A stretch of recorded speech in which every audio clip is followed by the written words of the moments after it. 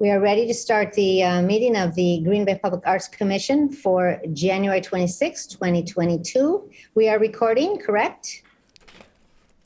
Correct. Okay, and I'm just going to run through roll call. We won't ask everyone to sign in. I see that the chair, Lynn Gerlach, is here. We have the vice chair, Alex Zacharias. Chuck Yang is here, Kent Hutchinson, and we are waiting for Katie Rise. Our liaisons, Beth Kowalski-Lemke is here. Do I have Matt Vanden Boomen? Is Matt here? Yes, there he is, of course. I spoke to him this morning. And we are expecting, Rizal is not here? Okay, we're looking for Rizal. Okay, do I have a motion to approve the agenda? Motion. Second. Okay, we have a motion and a second. All those in favor, please say aye. Aye. Okay, anyone opposed to the agenda? Motion passes. Let's have a motion to approve the minutes of the December 22nd, 2021 meeting, please. Motion to approve the minutes. Second. Okay, motion moved and seconded. All those in favor of approving the minutes, please say aye. Aye. Aye. Anyone opposed? Okay, the minutes are approved. So we are moving on to regular business. We have one item, consideration with possible action to approve the community handbook for creating public art. You have all received a copy of it. It's in the packet. And we're going to ask Laura to take over now and guide us through. How about it, Laura? Absolutely. So back when it was far warmer than it is today, in our August 25th meeting, when all of us had gotten together and we were discussing our public art ideas menu, coming up with different brainstorming ideas for projects and programs. The idea, actually I looked at the video, and Lynn, you actually were the one who suggested that we develop a beginner's art guide for how to go about creating public art projects. So since that meeting, I've gone through and developed a 17-page handbook. Hopefully it's concise enough, yet providing enough information to get people started on their own and to have the resources available to them to start their projects and know who to reach out to get it going even further. So some of the stuff in the handbook that we have here today is reasons behind creating public art and where it's typically found, different types of public artwork as examples to provide inspiration for people, how to bring artists basic steps from I want to do a project to celebrating the piece when it's completed, a list of local resources, and then 2 flowcharts explaining kind of the really basic steps from beginning to end, depending on what type of property you're looking at creating that artwork.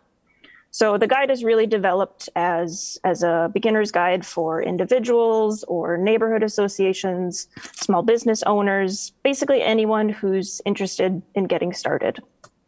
And I gave it to you guys ahead of time and asked you all nicely to please review. And if you had pages or segments that you wanted to go through, we could really dive into those today. I don't want this to be we're going to go page by page and review every single thing. So some of you gave me your points already as far as what you want to review, but if you want to get started, we can kind of dive into the edits, or I can go through what some people have already pointed out. Laura, are you planning to share it and at least walk us through it, even though we don't stop and discuss every page? Yeah, I can go through. Okay, and let's just say welcome to Rizal. She's with us now. Hi. Hello. All right, I'm going to share my screen. And then, yeah, we'll walk through this, not totally page by page, but we'll kind of keep her moving.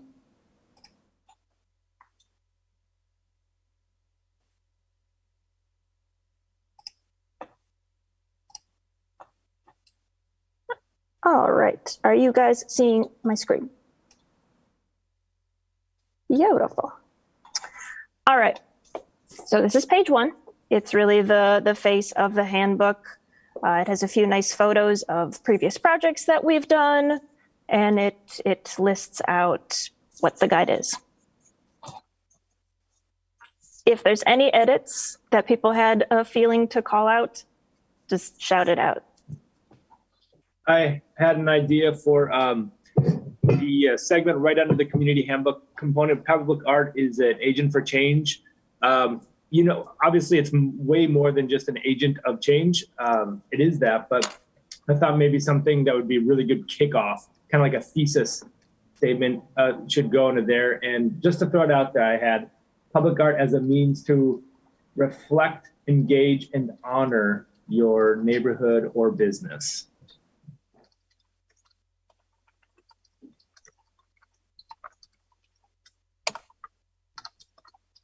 I enjoy that very much. While she's typing that, may I ask, maybe Cheryl, you can help me. How do we go about this? Do we have to do do we have to do amendments, or what's the process? No, Cheryl, we just make suggestions. Laura is going to put it in, and then we approve it as changed. You can just approve it because you haven't seen it. So this is really your first run at it. So I would say if anyone makes a suggestion, it seems like people, well, I don't know, we'd have to ask. If there's a change, like, for example, the one Kent made, people would be like, yay, we like that, right? Your committee? Or they'd be like, I'm not so sure about that one, Kent. So I think when you go through those changes, Laura, maybe, Lynn, you just might want to get a read from the committee on if you think that's good. Okay. If anyone's opposed to it, maybe might be a better way to do it. And then when you're done with the whole thing, just approve it. Okay, so we are not voting officially now, but what do you think? How many of you think that that's a good change, what Kent suggested? I think it's a good change. Anybody else? I can't see you all now, so you're I'm getting a lot of head nods, yes. Okay, you can see everybody? Yep. Well, good for you. You be in charge of it. Good. Okay. All right. Any other suggestions for page 1? Seeing nothing, I'm going to continue on. On page 2, we really have our introduction. It's kind of a nice leading in paragraph on what the guide is for, why public art is great and fantastic, and why you should implement it in your neighborhood.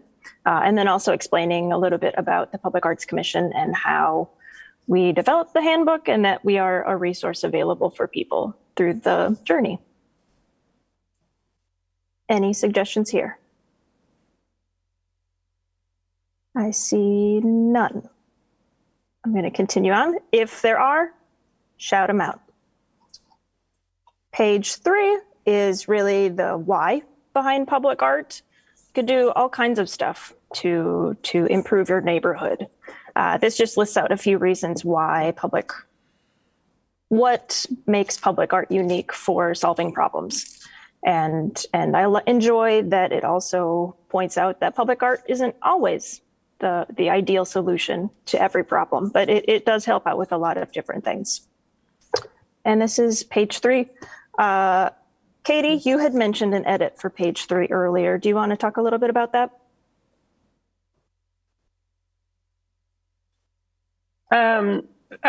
With the formatting, I think it was page. Oh, I'm sorry. It was page 8, not page 3. Laura, first of all, Kent has something, but are you able to make this any bigger for us to see a little bit better? I can, then we'll just have to kind of play around with it because I won't be able to have the whole page up. Well, you just do as you wish, but Kent has something to say. Yes. By the way, Laura, this is totally amazing. And these little tiny things that I have are just small details. You did a great job. So in one of those, you mentioned business a little bit, but I would, in my experience, people who are business minded don't always know or value the things that artists value with public art. So something that connects with them is building public arts infrastructure attracts and retains young professionals and talent. That usually rings a bell in the business community. So having something associated with those words, I think would be good in there somewhere. So are you Attracts and retains proposing talent. a 9th Yeah. point? in building the infrastructure. So just not like having sculptures, but building infrastructure attracts and retains young professionals and talent.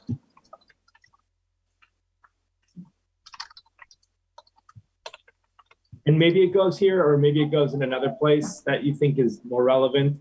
That's up to you. Okay. I can kind of dig around and see where it might be a good fit, but I do think that is applicable to this segment. Okay.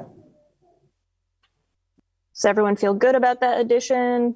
I'm seeing some head nods, some thumbs up. Beautiful. All right. Continuing on, we have defining the need. This is really kind of focusing the steps on the reader as far as these are kind of your go-to steps right now. You're going to be hitting the streets. You're going to be looking at other art that you're interested in, connecting with your neighbors in your community and figuring out what it is that you need. So any suggestions on defining the need? Are we good? I see no movements, so we are good.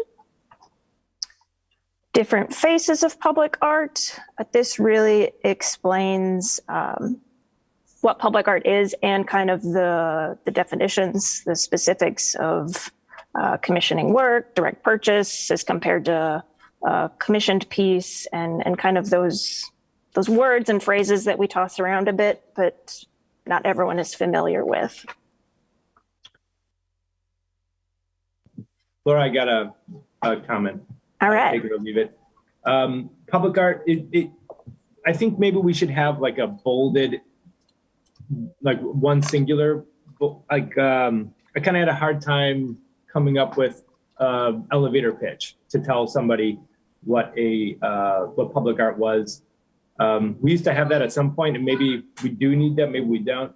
But I got public art is art of any discipline, be it 2D, 3D, performance, literary, or music that has no barrier to immediate public viewing. Some of that's taken just from other places, but bam, that's what public art is. That's the way GBPAC views public art. Maybe we bolden that. Would you like me to read it again? I can go through our website because I think that's listed on the website as far as public art, but it stresses those points of free and accessible to the public, temporary, permanent, all of those things. But I could definitely include that in the definitions and have it be bold, just so people are aware. Public art can be inside, it can be outside. It doesn't have to be always. Okay. Always. I That should second really this be addition. Page 2. That's really a page 2, it looks like, Kent, because there's your introduction explains public art. Okay. Yep. That'd be good. Okay, I can add that into page 2. And maybe I'll just put a little blurb here on page 4 again, just as like a touchback, but introducing it in page 2 and then just kind of a reminder here on page 4.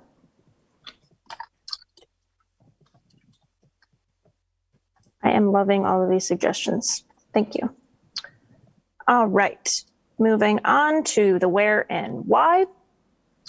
This goes into a little bit more specifics as far as different places that you can find art, and also explaining based on place, you get a different feeling or a different outcome from that piece. So goes a little bit, I didn't cover all locations. As I said, this is kind of if I had everything in there, it would be way more than 17 pages. And I want this to be a useful guide, not something that people look at and be like, that's cool, and then toss it on the shelf. Were there any suggestions for the where and why?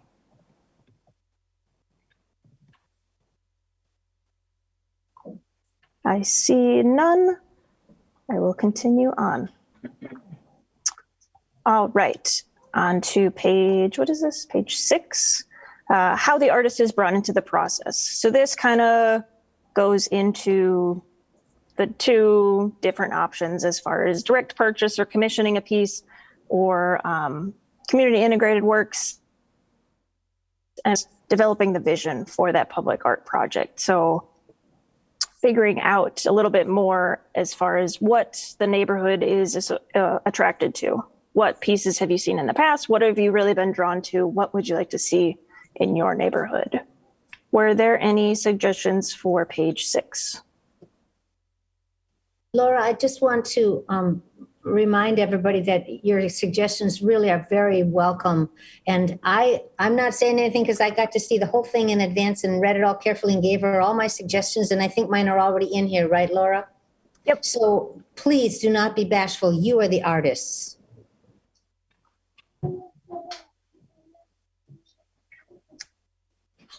I'm seeing none, which is totally fine. And thank you, Lynn. We have had a lot of people review this and look over it. So it hopefully should be at a point that it's pretty polished by the time now that we're here, but there's always room for improvements. All right, so page 7, this is kind of the first step.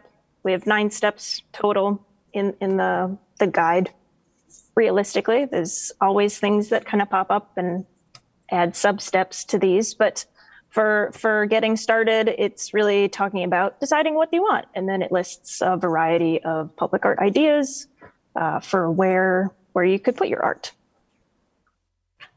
Yeah, Kent.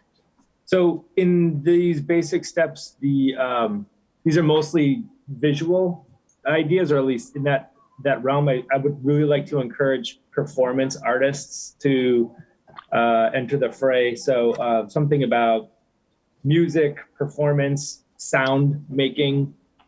I do have performance listed, but I can include oh yeah, music or something like that. Yeah, music and sound, like really, I think words here that can really expand the idea, and you have a really great selection already. I just thought maybe music or sounds, or I don't know, something like that, make it more inclusive. I like that. This performance, for me, performance is very much like, theater. But it also can cover a broad scope. But I do enjoy adding like soundscapes or music to the list. Yeah, Katie.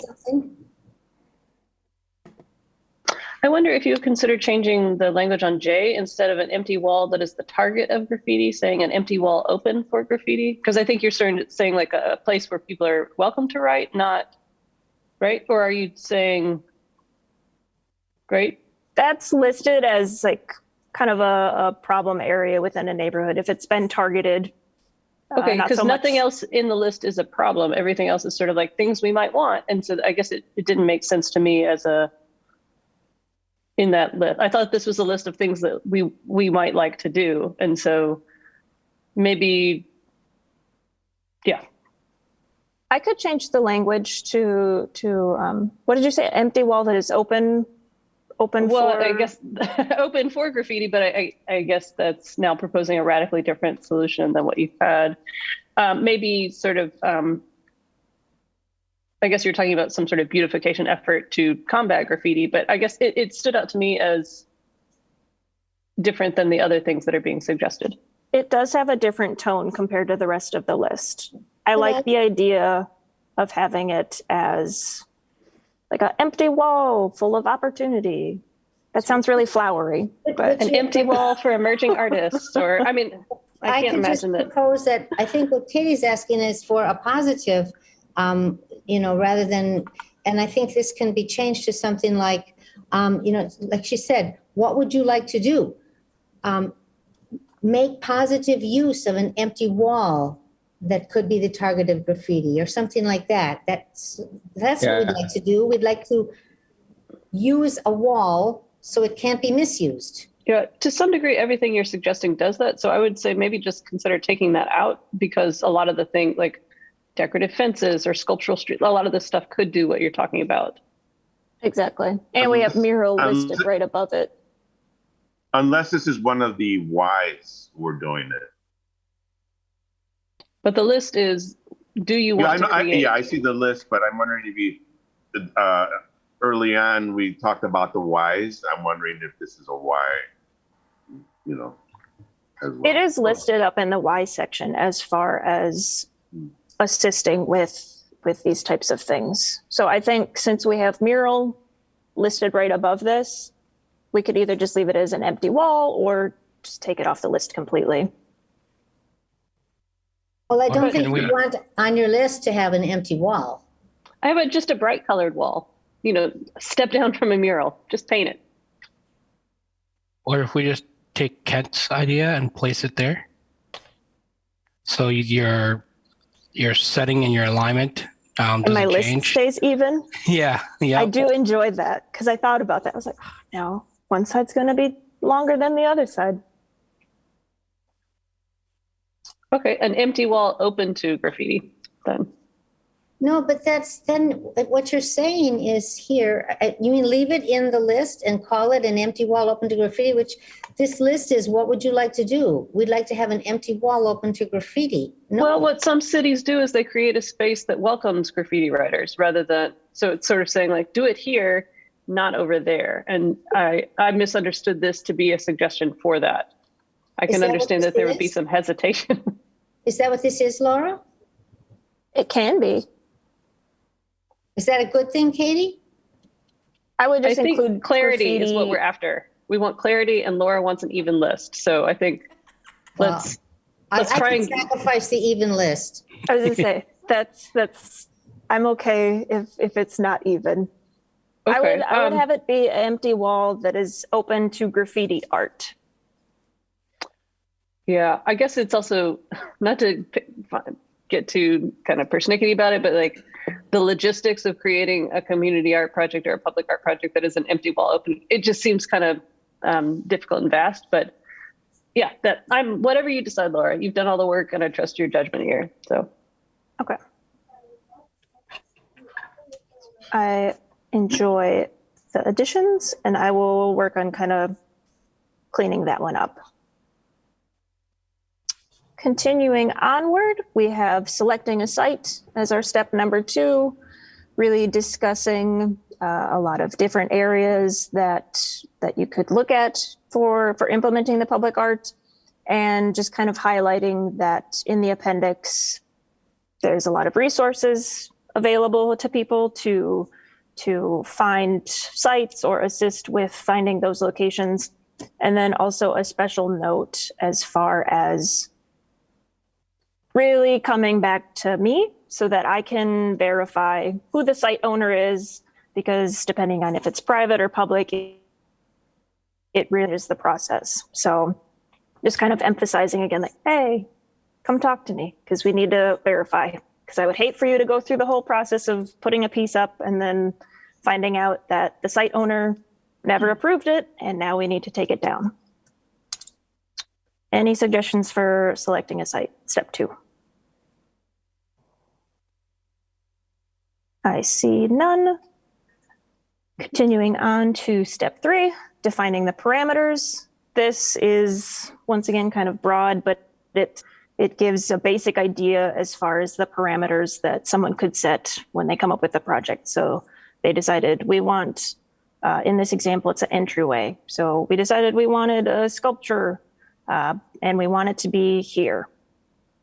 Then adding additional parameters onto that concept as far as we want it to mark the borders of the district. We want it to be made up of certain type of material. There's a lot of different parameters you could add to a project, but this just kind of gets the brain going. Any suggestions for step 3? Kent and Katie, but Kent first.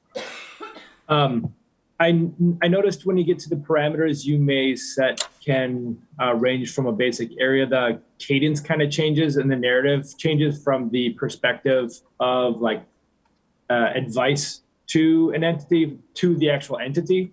So I think it was confusing to me to go through those things, but if you put quotes maybe around those things, the we would statements, it would make more sense and it would read more succinct. that is my suggestion as well. That was the change in kind of author was a little confusing. I think you could also say, for example, a neighborhood might ask an artist to blankety blank, and then could just kind of continue adding to that example. A different neighborhood might want something, but just identifying who the we is there. I can do that. All right, any other suggestions? I see none. I think quotes Moving- make sense there, like you guys are saying, when you read that. Then it's almost like, okay, I get who's saying it, Yeah, you can put yourself in those shoes then. right? All right, step 4, the fun part, determining the budget. A necessary step and something that gets asked a lot. Yeah, I see Chuck's hand up. I apologize. I was kind of like considering back in step 2 about the site ownership. And I think that covers, because when I was reading that, I was considering like all the different permits that may need.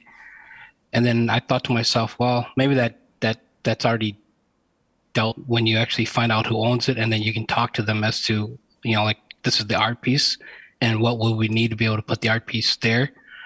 But then I was like, well, maybe we should mention something about, like all the additional permits that may prevent a person from putting art there, but I wasn't so sure, but I thought I just wanted to pass that along just in case. Anybody else had any other thoughts in regards to that?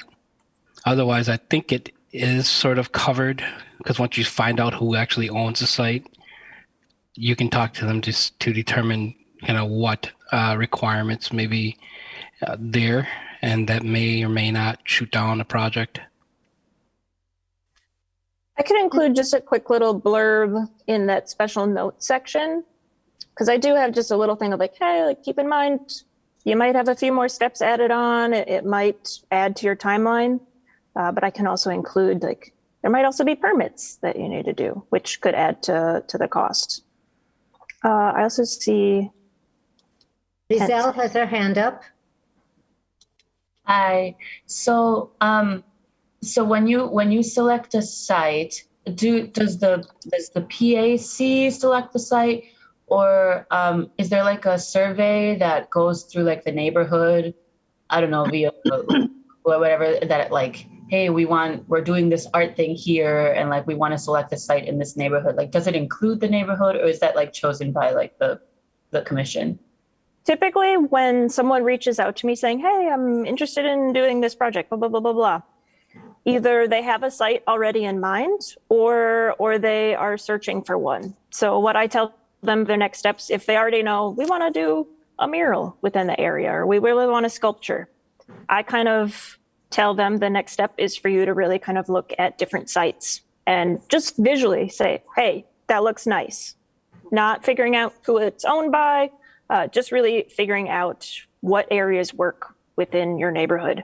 And then at that point, they're requested like, hey, come back, contact me, tell me, give me a list of the sites that you want, and I'll find the property owners and figure out what your next steps are, as far as if it's the private route or if we need to start looking at going through the city. Okay. Is there has there ever been like an artwork where we actually, or people actually go out and like do like a community survey and like, this space is really bare, or like this area seems really weird, like ask people, or is that you just wait for like people to come like up to you? Is that how it goes?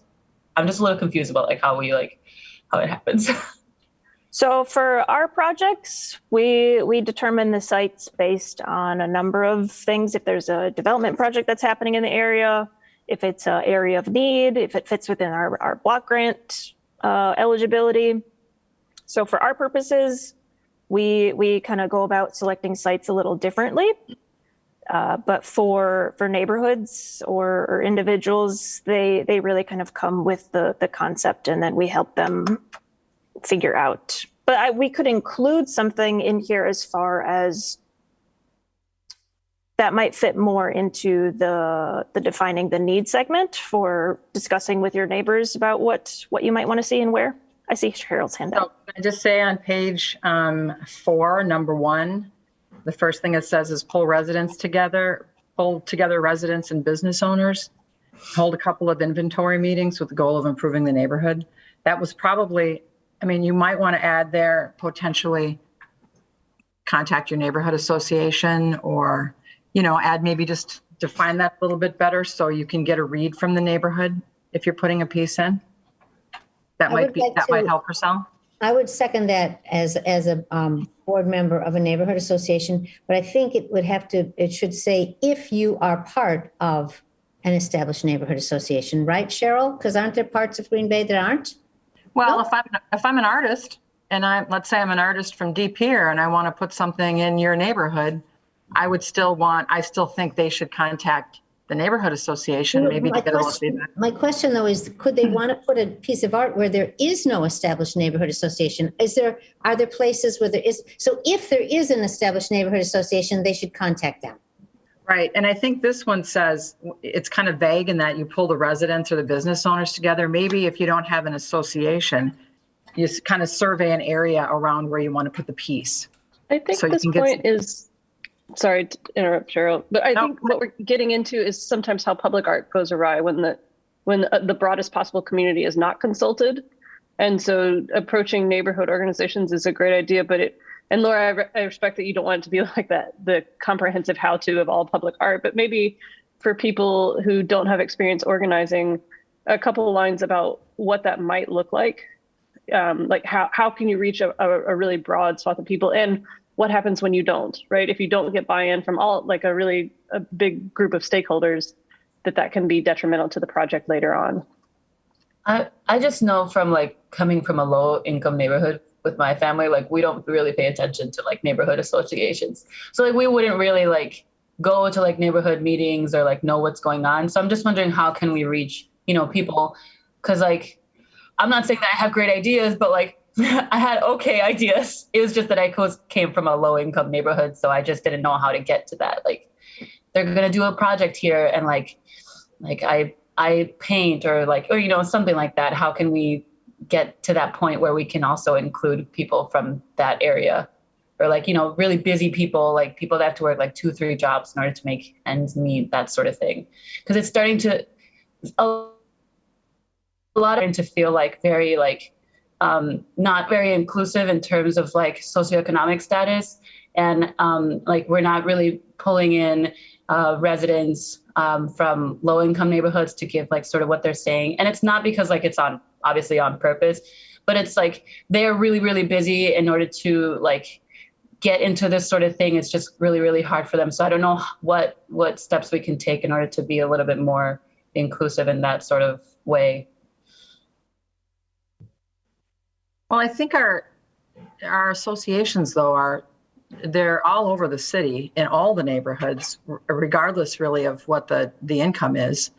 I would hope, Purcell, I don't know if you're in Green Bay, but we need to get you involved in a neighborhood association, because that's a great way to get involved in your neighborhood. But I think the suggestion of putting in a few bullet points on how to reach the community is a good idea, whether that's an existing neighborhood association, surrounding neighborhoods. Maybe an artist would want, and I'm not an artist, so correct me, but maybe an artist would want to do some promotion about a piece through social media before it goes up for support. I mean, those are some things maybe that could get the word out about it. Because I think of the one in Appleton. That's the one that comes to my mind. Is there was that piece in Appleton that was great, but there were neighbors that were like, what atrocity did you put in my neighborhood, right? Oh my God. Kent is waiting with his hand up patiently. Oh God, I can't see him. Can I go? Okay. Rizal, I think you hit the nail on the head. Not every associations, and those and they're predominantly white. And even in the neighborhoods where there's high Hispanic population, there's just not the representation on there. So I really like the idea of the neighborhood associations, but they just don't reach everyone. So we shouldn't rely on those means to provide the opportunities that the PAC comes up with. I think we do need to come up with a more inclusive engagement plan. Maybe we could talk about that today or next time. But the other thing I wanted to mention, before 2015, there wasn't really a way to figure this out.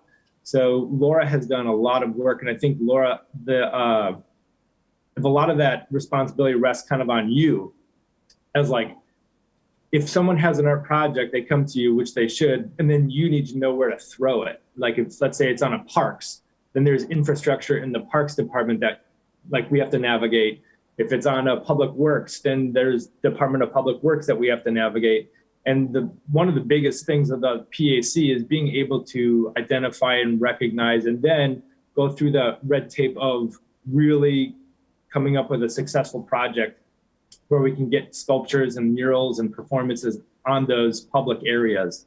And you've done amazing work to progress that. And I think a lot of that responsibility just relies on you. So whatever this engagement looks like, it's just, I think it's funneling people to your phone number so that you can be that fulcrum in pushing people one way or the other.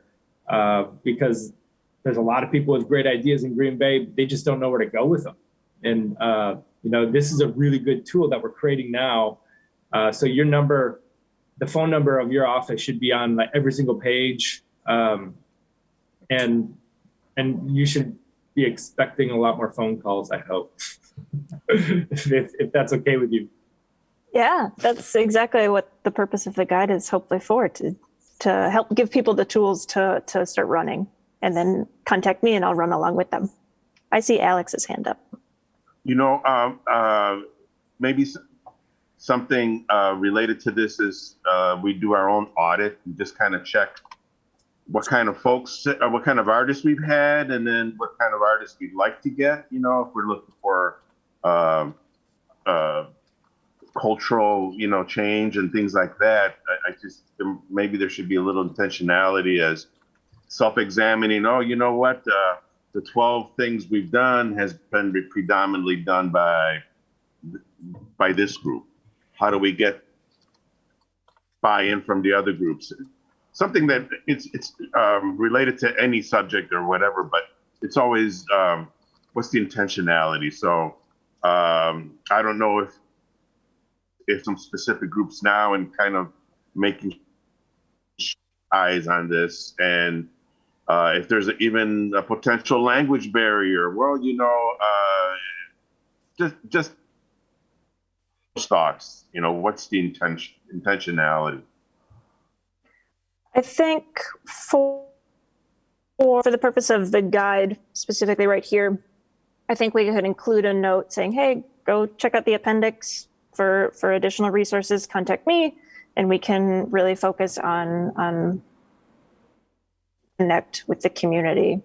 And then I think Kent kind of touched on a little bit is after we approve this guide, hopefully, really discussing what those outreach efforts are behind this. I think that's where, yeah, we have the guide now, that's great, but I think it's not done. I think our next step that we should also focus on after approving this is what does that outreach look like? Does that sound good, agreeable? To me, that sounds good. And I do think we want to get the guide approved. And I think I heard what Kent was saying was that if your phone number's on every page, like down in the footer or something like that, if it's a matter of, have you contacted the community? Have you surveyed the community? Do you know if this will be welcome there? That's a question you can ask them when they come to you, and you can guide them in how they might do that. I see, Kent, am I on to the right thing there? Okay, good. So we don't have to spell it all out, but we know that, by the way, have you contacted your neighborhood association? By the way, here's something you could do to find out.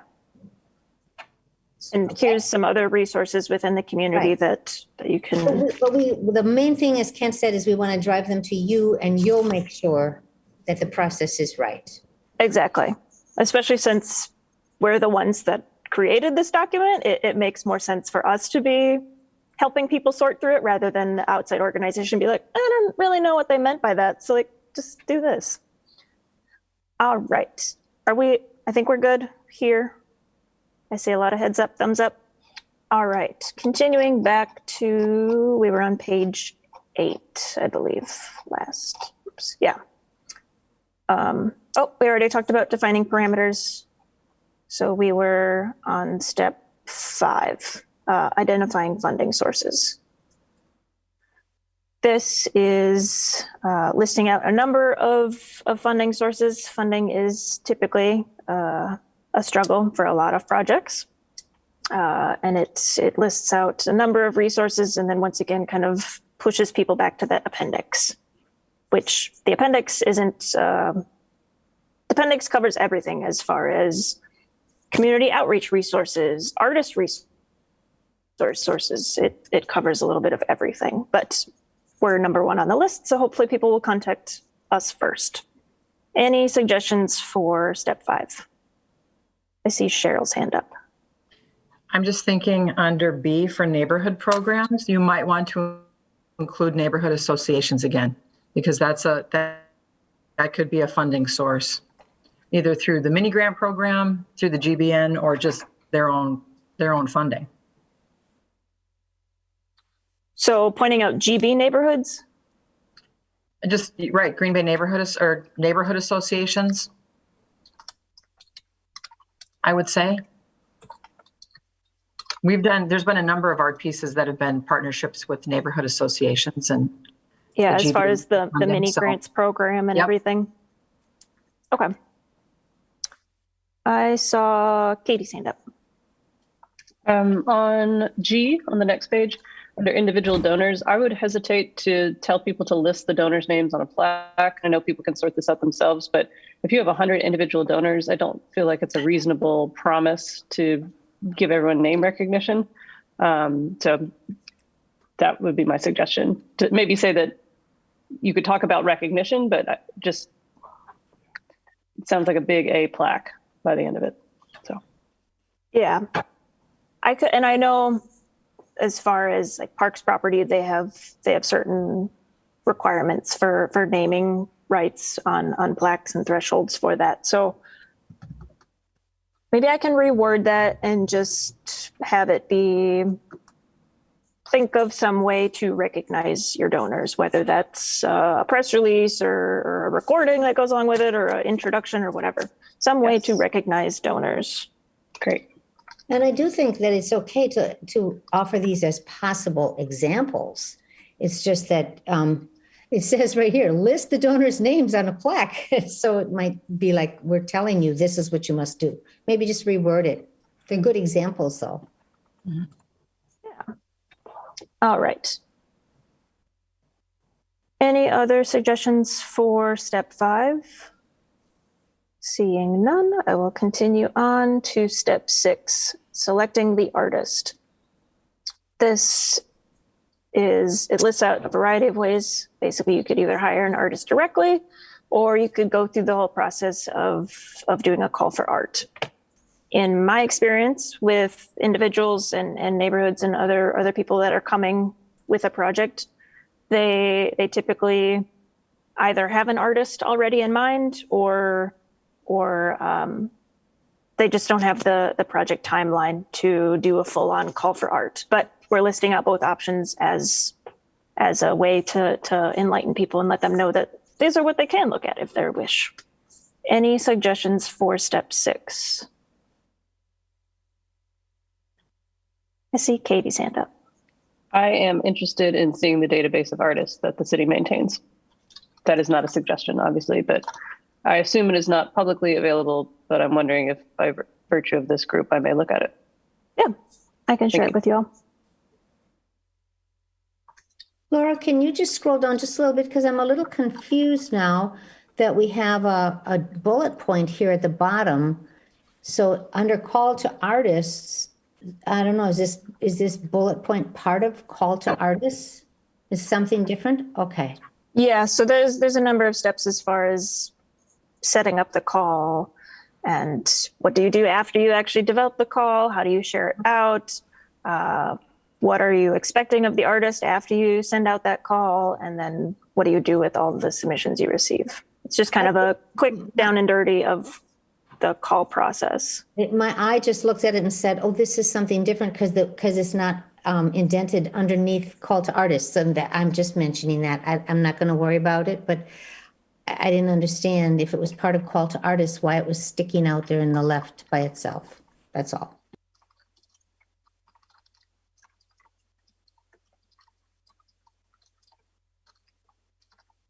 I can change that indent just so it's visually more in line.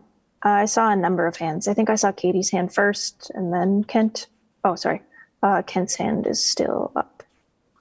Okay, yep. I was waiting to talk about materials and which ties into longevity because obviously public art can be temporary and there's many different kinds of temporary and then they can be permanent and there's a few different types of permanent.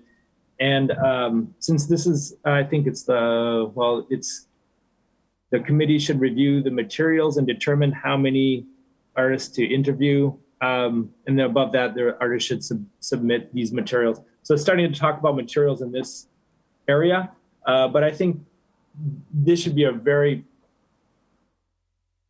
kind of golden component to consider is this a temporary sculpture? Is this a permanent sculpture? And then the materials the artist should be considering should align with that intention. Sorry to cut you off. In this case, the materials that they're talking about is not physical, like I'm gonna use wood or I'm gonna use paint. This is here's my resume and my photo examples. The submission materials. Yeah. I'll put application application materials in there or application materials. Where do we talk about longevity, like temporary or permanent or materials on this document? That I believe is later on in the process at like step 7 or 8, as far as thinking about maintenance of the piece and developing a long-term like maintenance plan for that. My feeling is that we should have this like way before we talk about maintenance. This should be part of the conceptual phase. This is one of the fundamental building blocks of public art is how does it interact in the public? So determining its longevity, it should be considered almost first and foremost. So I don't know where that would go, like in the flow of this document. But I do think it is very important to highlight that and to call it out in a different way so that that's considered independently of maintenance. I think that would be a good step back in the parameters segment. So when people they decided I want to do a entryway piece, That makes sense. I want it here. Now I need to come up with the parameters. I long could do you either have think my you- entryway be made out of sandstone or I could have it be made out of steel. But having a note in that parameters as far as the longevity of the materials that you're choosing, it makes a difference. Yeah, and then specifically asking if it's going to be temporary or permanent. And if I could just consider our seasons, something as simple as that. Green Bay has 4 seasons. Be aware of that. I love that as well.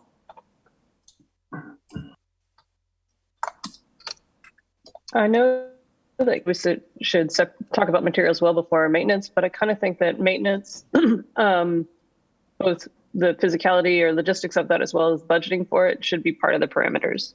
So you're going to build a wooden archway to your neighborhood. Who's going to reseal it every year? Who's going to, shore up the foundation, that sort of stuff. And at this point, your guide just explodes into a comprehensive how-to.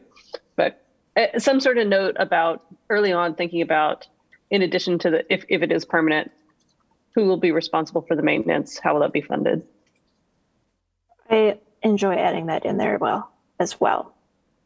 As keeping expectations in check for the timeline of the piece and whether it's going to be permanent. If you are planning on it being permanent, then you need to also be planning how you're going to keep it looking nice and not just put it up and say, hey, that's great. And then continue on your way and let it become an eyesore eventually. Not that anyone does that. I don't think people do it intentionally. It's just people get busy, people move or change committees, and things just kind of start to fall by the wayside. Well, and that will be a question asked if it's a public art on a city spot, who's going to maintain it? So it's good to have that figured out before you go through the approvals, right? Yep. All right. Any other suggestions for step 6, which was the selecting an artist part? I just wanted to clarify everything that we're just talking about the maintenance and adding something. That's just mainly like a precursor to step 8, but we're going to put that back over in step 3 with define your parameters, and it would just be kind of like a keep this in mind, and then we're going to talk about it more later, right? Correct. Thank you. All right. On to step 7, which is hiring the artist. This is basically like you've gone through your call selection, you're ready to hire your chosen artist, and then stressing that contracts are a good thing. One thing I'm going to self-edit here. I think I should include another appendix note saying, hey, contact me, since I have a lot of different contracts available and can help give suggestions for what you might want to be thinking of including in a contract. So I'm going to add that as a self-edit to include an appendix note.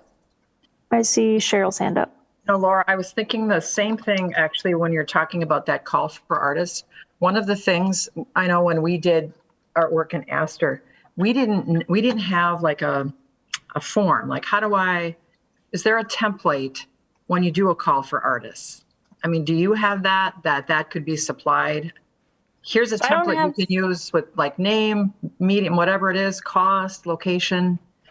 Because like I don't have a strict template since each project is kind of different, but I could put together a real basic framework that lists out kind of those things, and then maybe some other notes for, hey, if you're doing a sculpture, you might want to also include these things, or if it's temporary, adding that in, blah, blah, blah, blah, blah.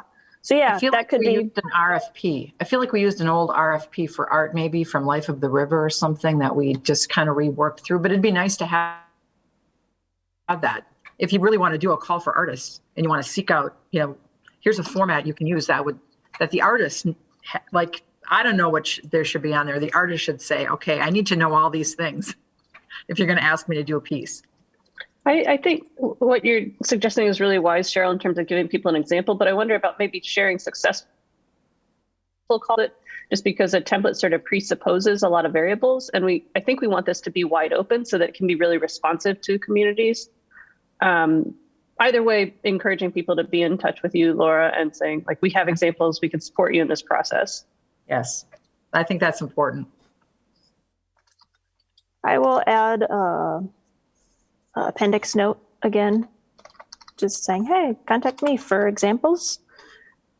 Because that is what I do at the moment, is I share out other examples of calls for art that while I'm looking through, like, hey, that's a really nice one. It lists out everything clearly. This is kind of what you want to be thinking of for your project. But then I also think basic, like, starter one. So if people really want to get going, they can start off with that one and then maybe fill it in with a few examples that they find. In the appendix. And then I could have that. I'm sorry, what? Would that go in the appendix of this book? Yeah, I was just gonna say I would have it attached in after Okay. the flow charts probably. Okay. I see Katie's hand up. Thank you. I'm going back to number 7, hiring the artist. I appreciate that you note many artists don't have the money to purchase all the materials. So the second half of that sentence is getting a little cumbersome. And you might say some artists ask for 50% up front, or, just as an example, because basically you're talking about different, like, alternative pay structures other than project done 100% pay. So maybe just simplifying that in some way, but kind of saying, like, that they're, phased or 50% up front or whatever, but stripping that second half of that sentence down so that it's a little more muscular and clear. Yeah, I can kind of pare that down and like you said, list it out. Typically we'll put down like either a third down in the beginning or kind of list out a few different ways to divvy that up, but shortening it up. Great.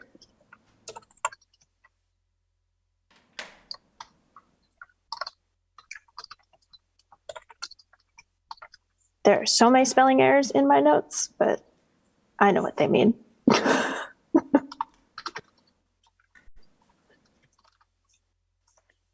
All right. Any other suggestions for number 7? I see none. We're almost getting through here, guys. Continuing on to step 8, project management and fabrication. At this point, it's really working with that artist and having them do what they do best, is creating artwork. Were there any suggestions for step 8?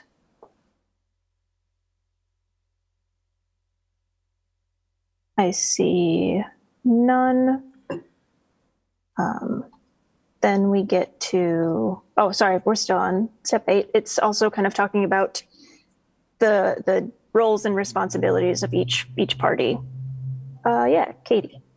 I have Alex. some concerns about the first thing of the committee is acting as a guiding force for the artist. There's a phrase designed by committee that is, sort of awful.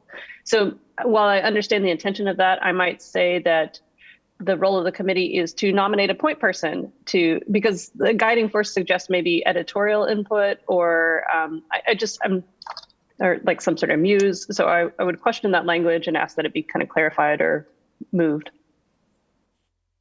Or support, a supporting force. But let's be specific. What does support mean? Like good job or here's your check? I mean, I think just as much as this can be like very dry, we want to avoid artists being encumbered by a committee that is enthusiastic but ignorant or whatever the issue might be. I feel that we could cut that out entirely, actually, because we in the remaining bullet points, there's managing the contract, providing direction, and assisting with fundraising, and then specifically like your role is not to be designing the piece. But I think just to clarify, like you're not, as you said, kind of that guiding force, like you're not in control, like you're really there to help the artist through the non-art portions of the process. Great, let's strike it, please. I see Alex's hand up. In the list, completion of piece, yay. Do we have like a formal culminating event that the city likes to do? I mean, as an artist, I'd like to know, well, the city, the mayor might introduce, you know what I mean? I'm wondering if a culminating event is a step. I am in favor of that addition. We could talk about press releases, kind of what those steps might look like, but how to, launch. Just so the artist knows that, once the project is completed, their job is not over because there's the culminating event, possibly, I mean, I guess that's kind of what Laura discusses in number 9 under celebrating. But maybe just referencing that, Laura, saying completion of the event, yay.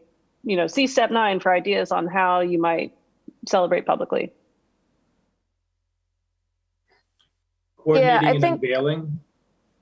I think I would just put like a little blurb as far as completion of the place, yay, and now plan the installation and unveiling or that sort of thing, because then there's still a few other steps needed. Does that work? Okay. Getting lost in my notes.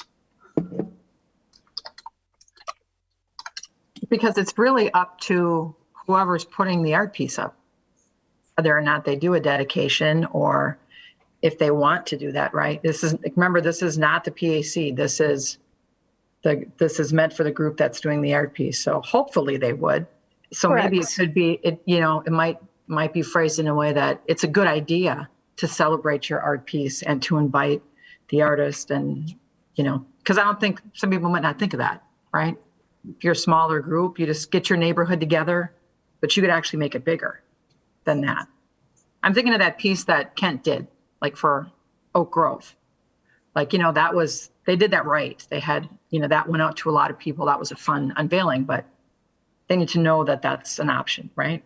So I think it's good to have that in there, but Yeah, calling Yeah. it an unveiling is helpful, because I think people have a little bit of an expectation on that an unveiling is an event, it's a celebration, it's an actual circumstance that you need to gather around. So that's kind of what we've been calling them.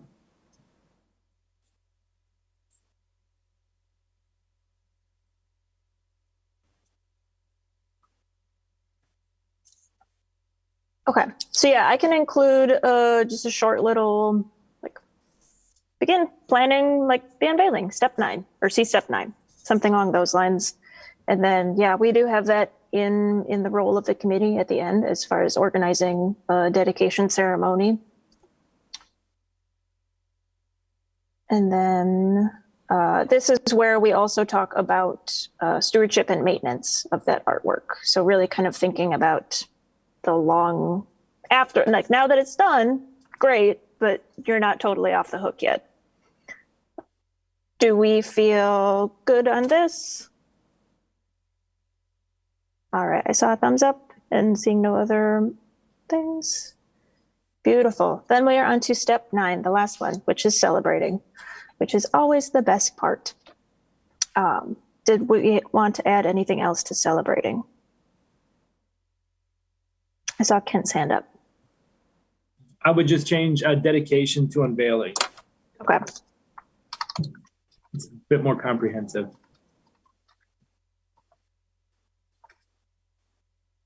I don't know if this is the right place to have that in an official document, but I'm wondering if there were like even short little testimonials from previous artists, you know, just to make the document a little exciting, and just to hear blurbs from the past from artists.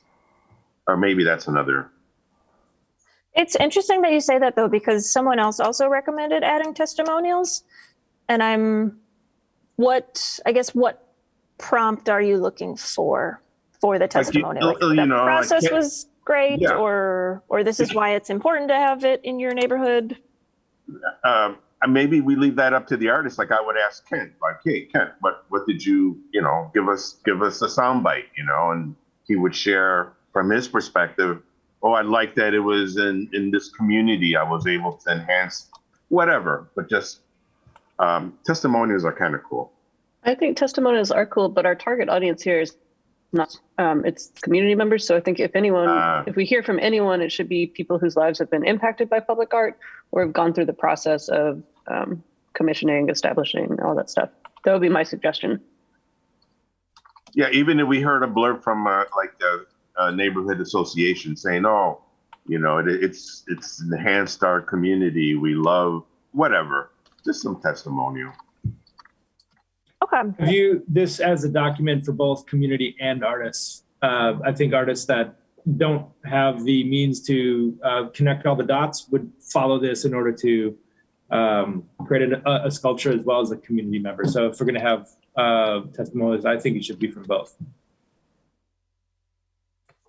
That raises another thought that I had actually while developing this, as far as who's going to be the user of this, and including artists in there. I do think that artists can use this. It is helpful to kind of peek behind the curtain and see what the other partner in the project is doing. But as I developed it, I also was like, I think that we might need a guide for artists as far as listing out materials and kind of diving into that side of it. So that was another thought that I had as far as potential follow-ups to the creation of this guide. But I can include some testimonials from both people who have gone through the process of creating art and then also people who have made the art. I see Cheryl's hand up. So this is a guide that people are going to pick up and use as a handbook. I think if we're going to do any testimonials, it should come to the front. It should be as part of the introduction with regards to why this is important and how it's helpful. It's more like those testimonials to me are kind of they're sellers. You're selling the guide. So for sure they should be in any kind of promotion we do of the guide, right? Those types of things. But if I would put it anywhere, I would put it in an introduction part. because I don't want to get it wrapped up in you're kind of in the weeds when you're in the guide, right? Like, oh, these are nice testimonials, but what's the next step? Where am I Yeah. at? I could include it in the introduction or kind of somewhere at the That beginning. might be a good fit. Agreed. Do more of them. Yep. In movie making, it's called the hook. You know, so that's what we're trying to do is get that hook. Yep. I guess I got a little confused here. Are we talking about testimonials about the guide, or are we talking about testimonials about the art piece and they're celebrating? Testimonials from other people and their experience with creating art. So like one that comes to the top of my mind right now is how elementary, and gauging like, what has that project done for you? What was the process like? Like, why was that a valuable experience for you? So yeah, really kind of getting input from people who have, and like ask your neighborhood association. What was your favorite part about that? Like, why is your neighborhood so much better because of including art there rather than, I don't know what, the blank wall or whatever. I see Katie's hand up. I think that what you're talking about maybe is a step that we want to suggest to people. And forgive me if I'm being redundant, but not just we collect blurbs because we want to promote this, but kind of do the follow-up in your own neighborhood, kind of, 4 months out, talk to people and say, like, we make bold claims about what public art does. Can we back it up with after each project? So, and maybe that should be certainly a policy for any works that the city does, that we kind of like elementary in educational projects, they'll have a pre and post test. Prior to the project, what did you think of this area? Now, what do you think? How do you feel when you're here now? And we can get a lot of qualitative data from a project, and that can be used to support further projects going forward. But we need to have some sort of structure for it. So that would be a step of like, after the unveiling, schedule a feedback meeting to talk to people about how the process went, what they think of the work, and whatever the things would be. But to bake this into the process that we're exporting to people via the guide. Does that make sense? Yeah, that absolutely makes sense. I could see that as like a sub step or something of celebrating, like you said, like, hey, now that you've celebrated and the dust has kind of settled a bit, let's all reconnect and gauge how it went. What were the good things? What could be improved on? Would you do it again? If so, what do you want to do? Start planning for the next one. Yeah, I could see that as like a sub-step of step 9. Does that feel good to everyone else? Awesome. Okay. Any other suggestions? Otherwise, I want to be aware of time. So what is the decision? What are you doing about testimonials to put in this guide? Yes, no, how, if yes, do it. If you feel testimonials are a good addition, I would add those into the front half in the introduction portion. So would you have to solicit them and then? Yes. I don't think that's a good use of your time right now. I think it's a great idea, but I think it's more important to publish this, and that could be in the second edition. So that's just my 2 cents. Are we good waiting on testimonials for right now? Otherwise, I could probably get like 2 real quick and easy to add in. Would we need to vet them again? I mean, if you change this guide again, is it going to be a second round of? No, I think Laura could probably just pick those and put them on there if we agree to allow her to do that. I hope you guys would allow me to do that. I'll certainly allow it you would get to do it. I vetted just through don't staff think here as well. Yep. Or we can save it for a revised edition. I'm in down the favor road. of saving it. I think if we believe that testimonials matter, it's worth taking the time to get a broad sampling to really see what people are saying. I mean, you can go cherry pick 2 good quotes, but I don't think that's actually representative. I think if you got them, just use them. Let's take a vote. How many of you think that we should entrust Laura to use 1 or 2 testimonials in the front part of this book if she has them available? I Can can't we say- ask Laura if she does have them available before we make this vote? You have them? I could. Okay. I don't have them on hand, but I could Okay, collect that- them. So how many, raise your hand if you think this is a good idea. Okay, now, is there anyone who feels that we should just forego this now and not do that? Thank you. Anybody else? Chuck is raising his hand too. So Laura, you see the vote. What, I can't see it. What do you think? So it was as far as commissioners voting or all parties? Because there is a difference. Cheryl, does this? But this isn't an official vote. This is, I think we want the opinion of our liaisons also, right? That's why I think they have here, Yeah. ask their opinion. Then the inclusion of testimonials has received more votes. Okay. And I would agree, if you have them, go ahead and incorporate them into the front part. All right. That will be added in towards the introduction. Okay, so we're almost done. I want to kind of wrap this up quick because we're already over an hour and I know everyone has probably tons more Zoom meetings to attend to yet today. And then, okay, so inclusion of testimonials, then continuing on to our appendices. Here is our list of resources that we have. Beth reached out to me earlier. I'm so sorry. As soon as you said it, I was like, duh. So I will be adding the Neville Museum onto that list. Were there any others to be included? I see Katie's hand up. I have a suggested edit for the phone number of St. Norbert College, but I also have questions about how these entities were selected. For example, I see the Premier on here, and as far as I can tell, they are a for-profit commercial space that some like enthusiastic language on their website, but to me, they don't rank with like the Neville Museum or even the Art Garage. And so I'm curious about how these entities were vetted. I included basically all of the arts entities that either we've worked with in the past or that are just within the area, within the arts and culture sector. Then my follow-up question is, do these entities know that they are on this guide? And have they edited or reviewed their contact information? Not yet. I am sorry to suggest this, but I think that should be a step here. That is perfectly acceptable. And I can reach out to all of them and adjust the contact information. Laura, I think we need to add MABA. If we're going to add the business districts, the Military Avenue Business District needs to be included in Okay. as well, because they've done a lot of artwork.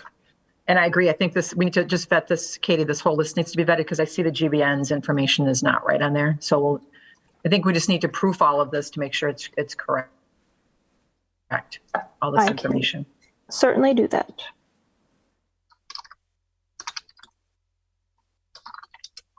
I like the idea that this is sort of a fluid document, that it's just going to be getting better each time, because I heard you say version 2.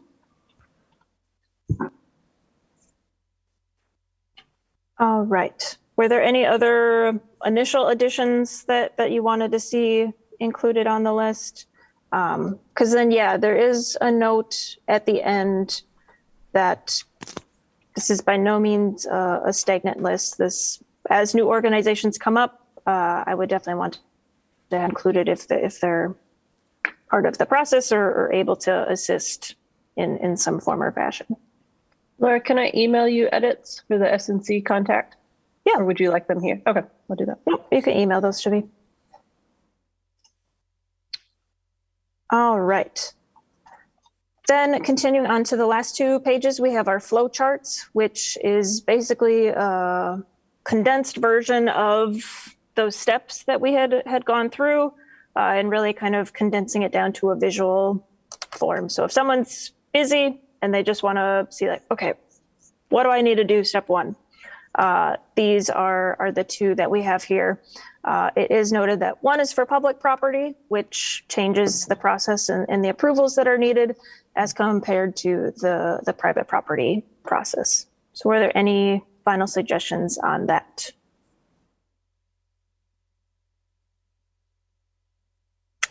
I see none. I think we are good. That is the end of the guide that I have. Thank you. for all of your suggestions. And there's a lot of really good edits and changes to be made. And then we will have, hopefully, a very useful guide for everyone to use. I'll make a motion to approve this guide as amended. Seconded. Let's have a little discussion before we vote. I just want to know, are you comfortable with approving it without seeing it again? Yeah. Yes? There Okay. is no, as far as timeliness, like we're not under a timeline pressure, like we got to get it done now. So if you did want to see it again, we could do that. Otherwise, if you're comfortable with approving with the amendments today, that works just fine too. Anybody speak now? Your advice, anybody, your advice is welcome.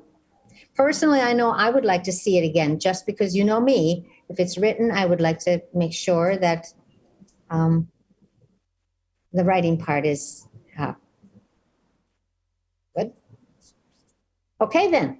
We have a motion to approve the guide for public, or the handbook for public art as changed today in our discussion. We have a second. There's no further discussion. All those in favor, please signify by saying aye.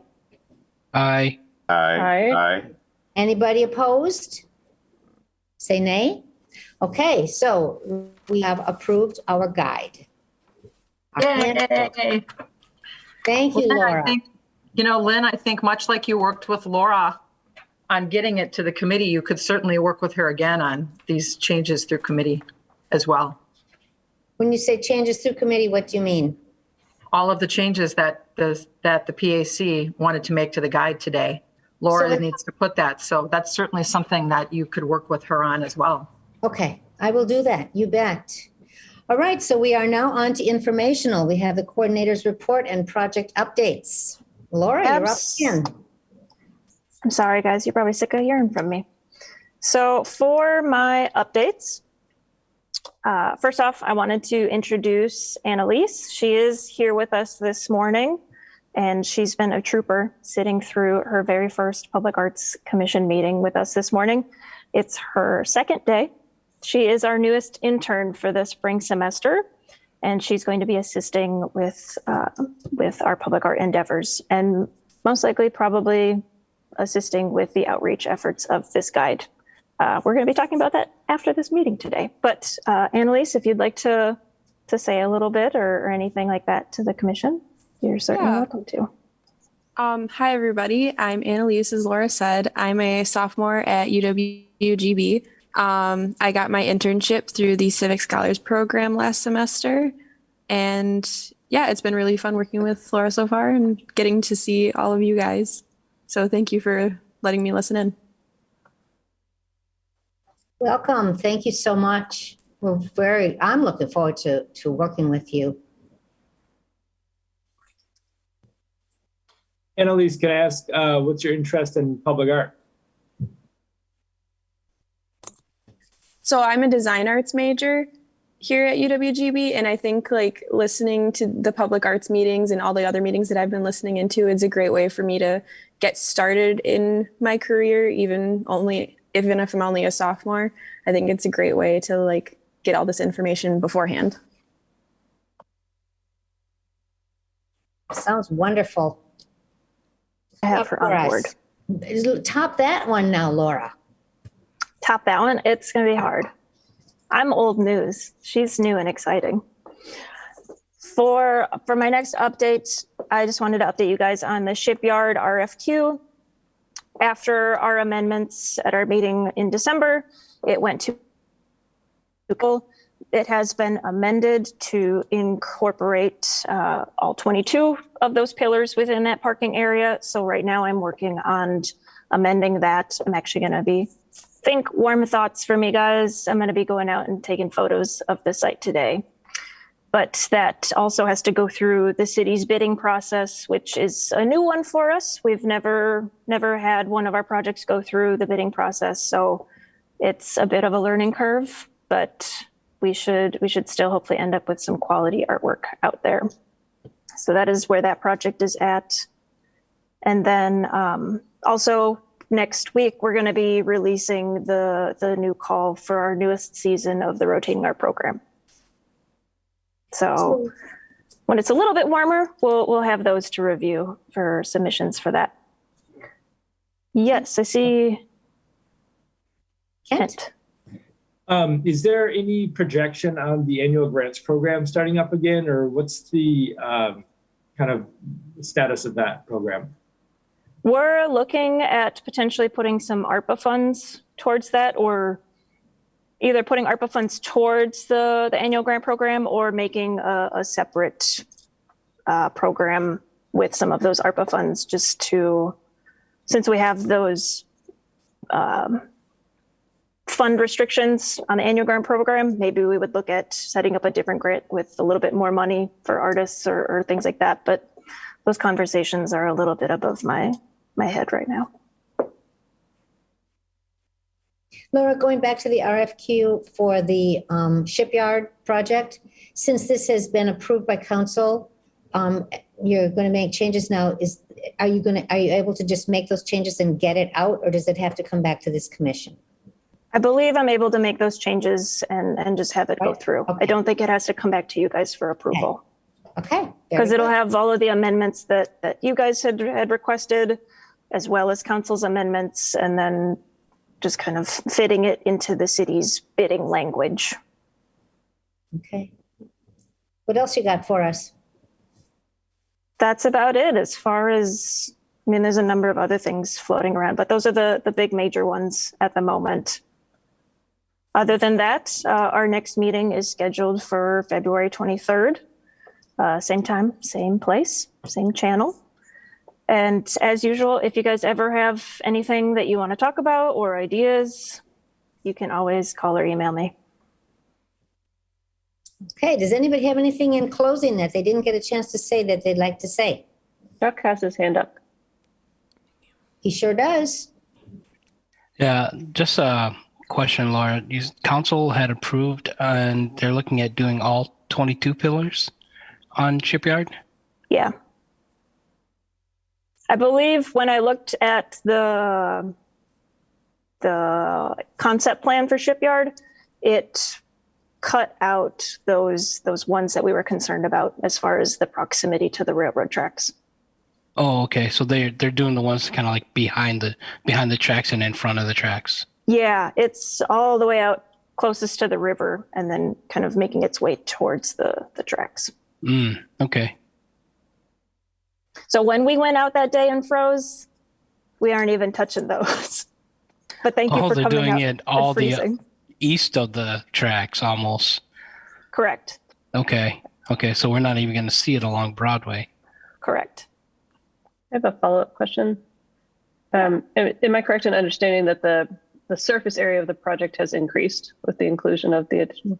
Has the budget also increased? No, unfortunately not. Okay.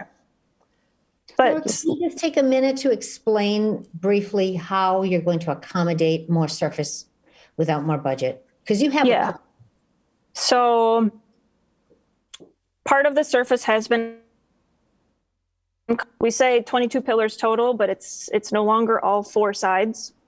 It's only two sides of each pillar now, the most impactful sides that were determined.